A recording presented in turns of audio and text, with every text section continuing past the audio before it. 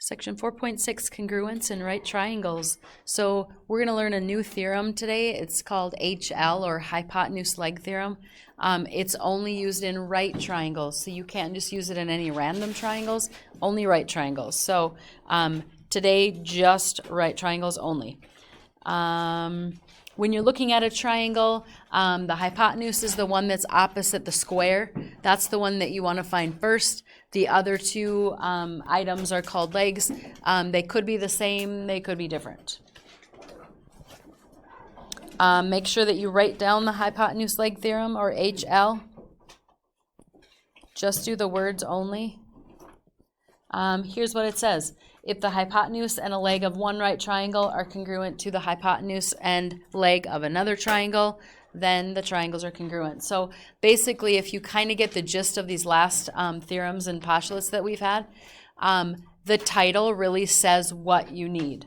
So HL, if you know that you need hypotenuse and leg, you don't have to write all those words if you don't want to. It means what it means. So just like side, side, side, you have to have three sides congruent to three other sides. I wouldn't have to write the words, but you certainly can if you want to. Remember again that the hypotenuse is the one that's opposite the square. It is the longest side. Or if you were thinking about the Pythagorean theorem, it would be the side that you guys mark C. Also, if you didn't do the postulates and theorems from yesterday, maybe they're only theorems, go back and do those before Friday. There is a quiz coming up on Friday, 4.5, 4.6, 4.7. I think there's a short page on each. I'll give you more details about that tomorrow.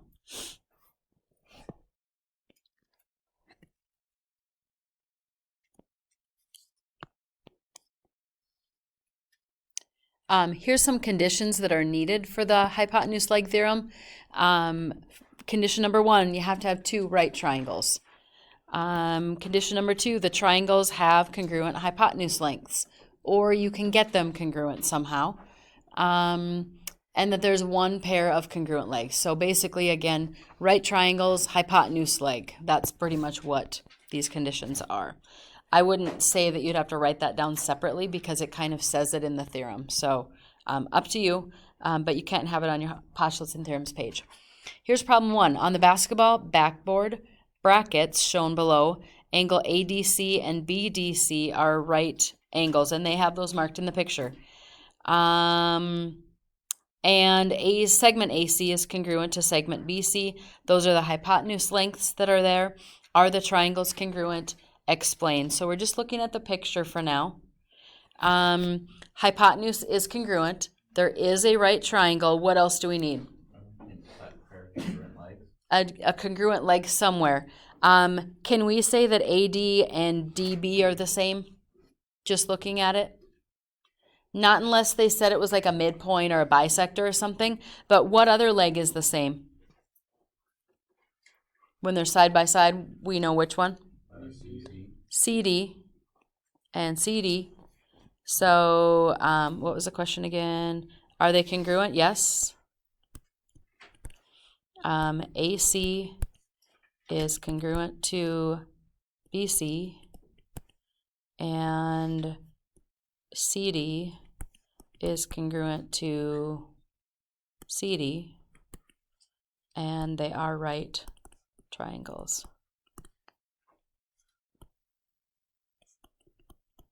So those are the three things you're going to have to show in the proofs that we do. They're not super long, but you have to look for those things. Sometimes one is given, sometimes not. Reflexive is used quite often.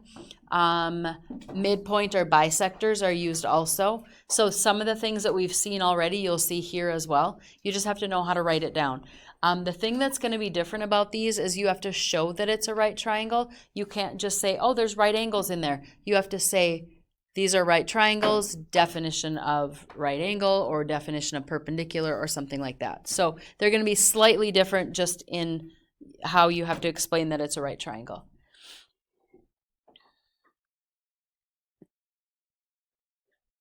Okay, so here's the second one. You might want to write one of these down just so you have it. It's a different, well, I don't want to say it's totally different style of proof, but this one has 5 steps. BE bisects AD at C.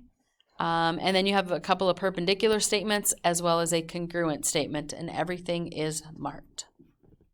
We want to prove the triangle's congruent.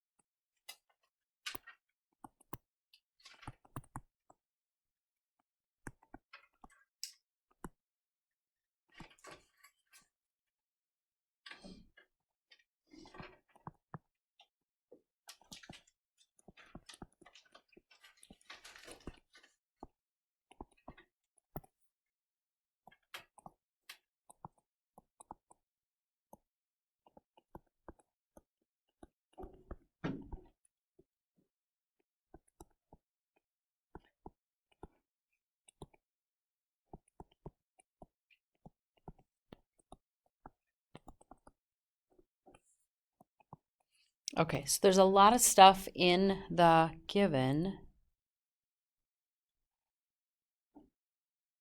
BE bisects AD at C. So BE bisects AD at C. So BE is not the one that's bisected. It's AC and CD. So you have to know which one. On the test the other day, many of you knew you had to use, like, for instance, definition of bisector, but you weren't really sure, was it an angle? Was it a length? You know, how do you know what's bisected? So think about what they're saying.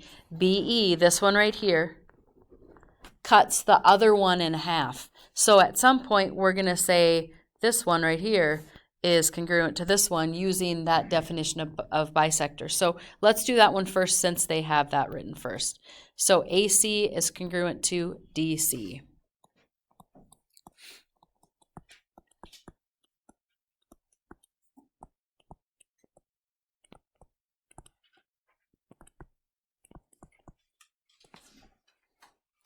So right now we have the hypotenuse lengths the same.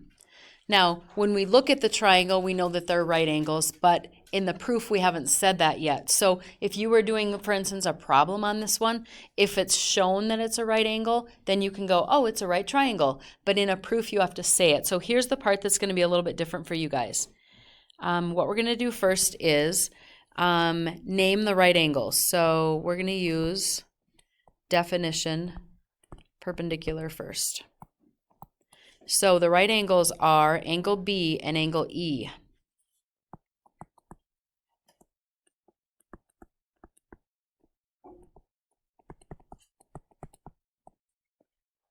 And that's just definition of perpendicular. So anytime you have perpendicular lines, you know that there's a right angle, and that's what we said. Anytime you have a right angle, you have a right triangle. So the next part is something that seems like you shouldn't have to do it, but you do. I'm going to say it's going to be a definition here too. Triangle ABC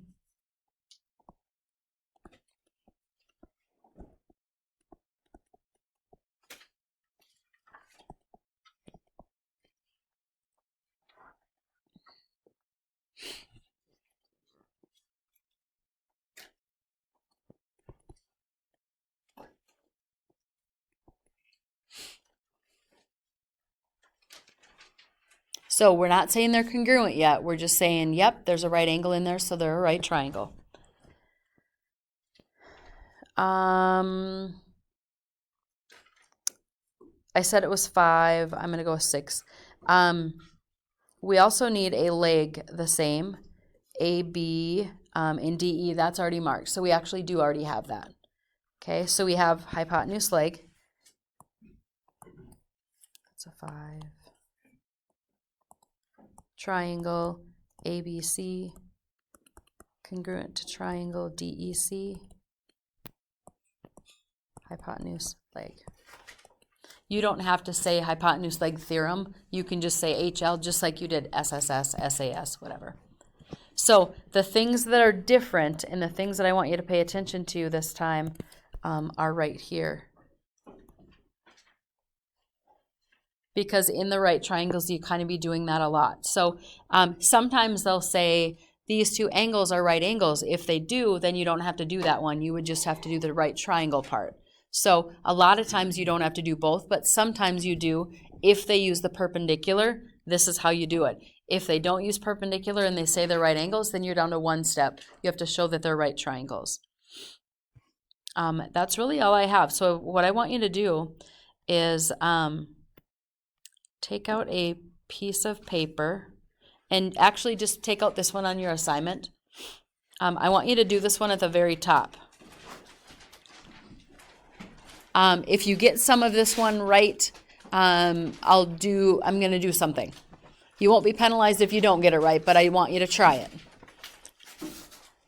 And you can draw the picture, do the given and the prove, please. And this one will be, I think, 3 steps. So just so you know. Yeah. Okay, so at the top of your assignment page, put this one. You're going to do 3 steps.